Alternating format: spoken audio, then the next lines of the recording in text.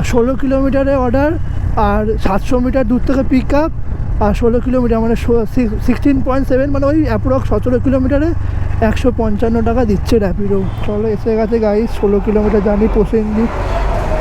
Police আছে এখানে, কেউ দাঁড়ায়, ভুল ভাল জায়গায় দিয়েছে। ওটিপিটা বলো। 9671। তো গাইস টাইম হচ্ছে এখন 6টা বেজে 16 মিনিট, আর আমি এখন আছি মা ফ্লাইওভারে। অনেকদিন পর মা ডেকেছে।